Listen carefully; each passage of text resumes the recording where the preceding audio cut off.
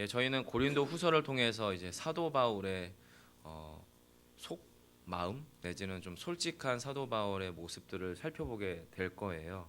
고린도 전서는 어떻게 보면 약간 정해져 있고 또 예를 갖춘 편지글이라면 고린도 후서는 고린도 전서를 받아본 이 고린도 교회가 사도 바울은 가짜 사도다. 그래서 그가 보낸 서신인 고린도 전서도 믿을 게 못 된다. 이런 류의 공격들이 이제 교회 안에 고린도 교회 안에 있다 보니까 사도 바울에 대한 불신이 많이 높아졌고 또 사도 바울에 의해서 영적으로 교정되고 목양받았던 고린도 교회가 흔들흔들하던 상황들이 고린도 전서 안에 있었거든요. 그 상황에 대해서 사도 바울이 답답함도 있었고 솔직하게 인간적인 분노도 사실 있었을 것 같고 그럼에도 불구하고 은혜의 하나님께서 위로의 하나님께서 사도 바울의 마음을 어루만지고 또 교회를 다시 한번 돌보고자 이 고린도 후서를 쓰게 됩니다. 그 과정 속에서 이제 오늘 사도 바울이 진지하게 이야기하고자 하는 바는 결국에 그 지점에 있는 거죠. 사도 바울도 예수 믿는 사람이고 고린도 교회 교인들도 예수 믿는 사람들인 거예요.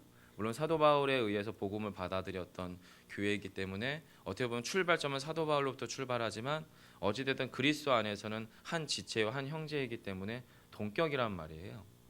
근데 같이 예수 믿는 사람들끼리인데 그 상황 속에서 문제가 발생하냐면 불신의 상황들이 지금 생겨지고 있는 거죠. 한쪽은 선생이고 교사였던 사도 바울이고 한쪽은 제자였고 교회 지체된 고린도 교회 안에서 도대체 이 사람은 믿을 수 있을까? 믿을 만한가? 이런 불신의 상황들이 고린도 교회와 사도 바울 관계 안에 생겨지는 게 이제 고린도 후서를 쓰게 됐던 동기이고 출발점이기도 합니다. 근데 비단 그것이 사도 바울과 고린도 교회만의 문제는 아니잖아요. 저희들 안에서도 믿을 만한 목사였던 것 같은데 믿을 만한 교우였던 것 같은데 시간이 지나면 지날수록 아닌 것 같은 거죠. 헷갈리는 거죠. 저 친구 저 사람 안에도 예수가 있어 보이고 내 안에도 예수가 있어 보여서 우리 안에서 한 주 대신 예수 그리스도 안에 있으면 서로 믿을 만하고 신뢰할 만하고 또 끝까지 천국 가기까지 계속 같이 가줄 수 있어야 될 것 같은데 그럼에도 불구하고 사실 저랑 여러분은 때로는 목회자에게 때로는 교우들에게 상처받는단 말입니다. 정확하게는 배신감마저 느끼게 되고 심하게는 너무나 큰 상처 때문에 나의 신앙 자체가 송두리째 흔들려 버리기도 한단 말이에요. 그런 일이 사도 바울 시대 때만 초대교회만 있었던 게 아니라 오늘날에도 너무나 비일비재하죠, 사실은. 이번 월요일 날 이제 제가 어릴 때 다니던 초등학교 때부터 다녔던 교회에서 제가 어릴 때 교육 전도사님을 하셨던 지금은 이제 목사님이 되셨고 인도 선교사님이 되셨고 그리고 그 당시 저의 초등학교 주일학교 선생님이었던 권혜정 집사님이라고 하는 분과 결혼한 최석진 목사님이라고 하는 분을 만났어요. 이제 그분은 지금 현재 인도에서 한 5년째 선교사 사역을 하고 있는데 이제 식사 중에 그런 얘기가 여러 가지 얘기들이 나왔어요. 뭐 교회의 어두운 면과 교회의 밝은 면들 또 우리 안에 목회적으로 좋은 면들과 또 이런 여러 가지 이야기들 쭉 흘러가다가 그분께서 그 얘기를 하시더라고요. 어쩌면 지금이야말로 이 본문에 등장하는 하나님의 거룩함과 진실함 한마디로 신실함과 진실함이 통할 수 있는 목회가 가능한 시대가 오지 않았겠냐라고 하는 이야기를 이제 이야기 중에 하셨고 저 역시도 거기에 100% 동의하게 됐죠. 왜냐하면 저희는 충분히 오늘날의 교회 안에서 상처받았기 때문에. 그래서 오늘날 저와 여러분에게 사실은 진실로 하나님의 거룩함과 진실함으로 목회하고 또 하나님의 거룩함과 진실함으로 교회가 운영되어지는 공동체에 대한 목마름이 저희 모두에게 사실은 있습니다. 이 이야기가 이제 오늘 저희가 이 본문을 바라보려고 하는 관점이에요. 그런데 사도 바울은 자신의 사도권이 오해를 당하고 부인당하는 고린도 교회를 향해서 또 그에 대한 신뢰가 흔들리는 고린도 교인들에 대해서 나는 옳아, 내가 맞아, 나는 진짜 사도야 라고 하는 자기 논리를 앞세우지 않았습니다. 오히려 하나님의 은혜를 앞세우고 있는 것을 보게 돼요. 그게 12절이거든요. 같이 한 번 더 읽어볼까요? 함께 합니다. 시작.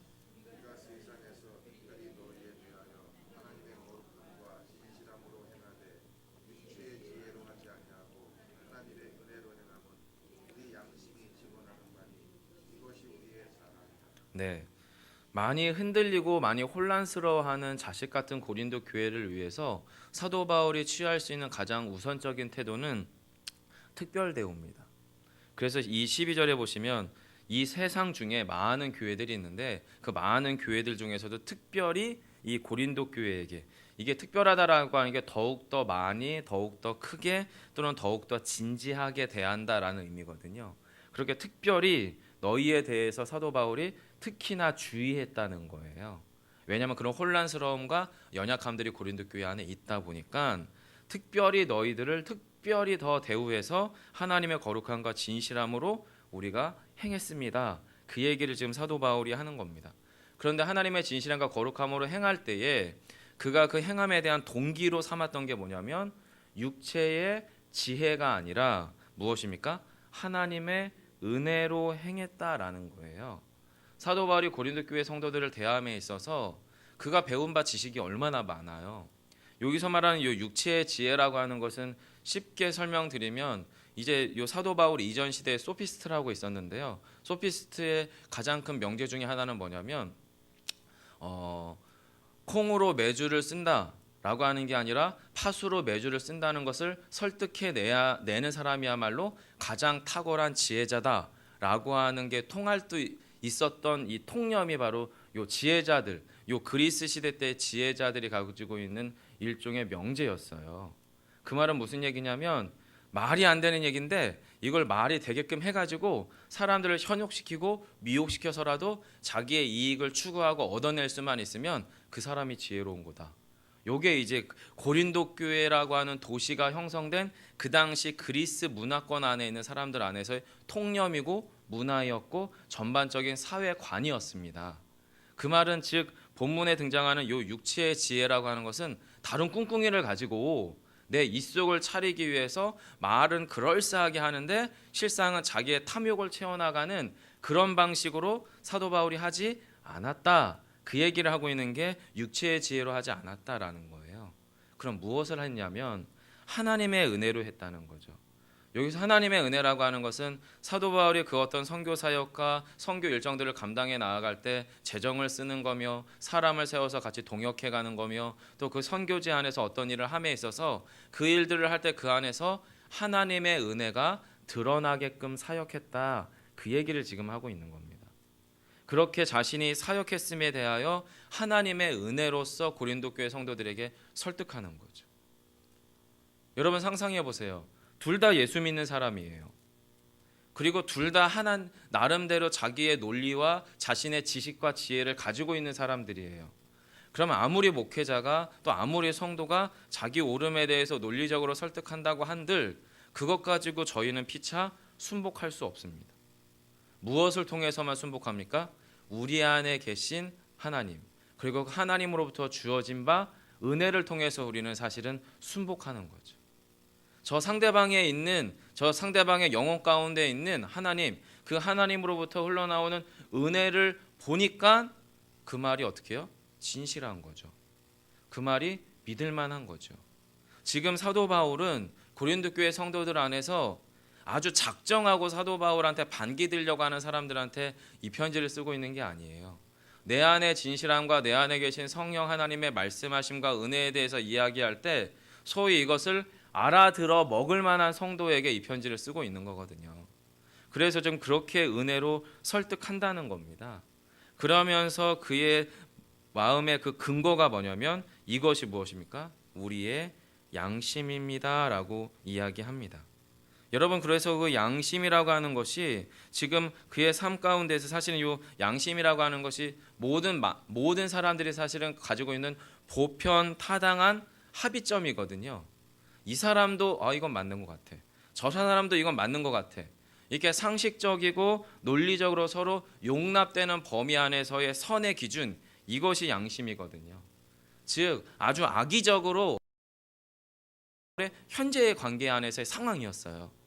그런데 앞으로 장래의 관계 안에서는 어떤 관계를 지향하고 있는 거냐면 고린도 교인들이 이제 완전히 알기를 바라는데 무엇을 알기를 바라냐면 그게 14절이에요. 같이 한번 읽어보겠습니다. 시작. 너희가 우리를 부분적으로 알았으나 우리 주 예수의 날에는 너희가 우리의 자랑이 되고 우리가 너희의 자랑이 되는 그것이라. 장래에 대한 이야기를 할 때 그 안에 뭐가 들어오기 시작하냐면 믿음이라고 하는 요소가 들어오기 시작합니다. 그 장래라고 하는 건 어떤 날이냐면 우리 주 예수의 날이에요. 최종적으로 예수 그리스도, 교회의 머리된 그리스도 안으로 모든 교회가 모입니다. 그 모든 교회가 모였을 때 거기에 누가 만나는 거예요? 사도 바울이라고 하는 교회와 고린도 교회라고 하는 교회가 딱 만나는 거예요. 그리고 만난 그리스도 앞에서 서로에게 자랑이 되는 거죠. 주님, 저희는 사도 바울이 우리의 영적 아버지였고 교사였습니다. 그리고 또한 사도 바울은 주님, 저의 영적으로 제가 해산에서 진통에 낳은 나의 영적 아들이 바로 이 고린도 교회입니다 라고 하면서 영광스럽고 기쁨에 차서 예수 그리스도 앞에서 고린도 교회와 사도 바울이 그렇게 피차 주님 앞에서 영적인 고백과 자랑과 찬양을 올려드리자 그 얘기를 하고 있는 게 지금 14절이에요. 여러분, 얼마나 영광스러운 이야기인지 아십니까? 세상은 절대 그런 교회가 없다고 말합니다. 세상은 절대 목회자와 교회와 성도 간에 그런 관계가 설정될 수 없다고 하는 우리 안에 나름의 삐딱한 시선들이 있습니다. 하지만 예수 그리스도 앞에서는, 예수 그리스도 안에서는 최종적으로 그날에 그 일들이 가능할 겁니다. 우리는 그 소망과 그 믿음 안에서 신앙생활을 해 나가야 되는 거죠. 우리가 그거 하려고 사실은 교회 안에 머물러 있는 거 아니겠습니까? 세상은 세상의 논리대로 흘러가고 교회는 교회의 논리대로 흘러가는 게 진짜 교회고 그게 우리의 현실적인 신앙생활이라면 그것만큼 말이 안 되는 눈속임이 어디 있겠어요.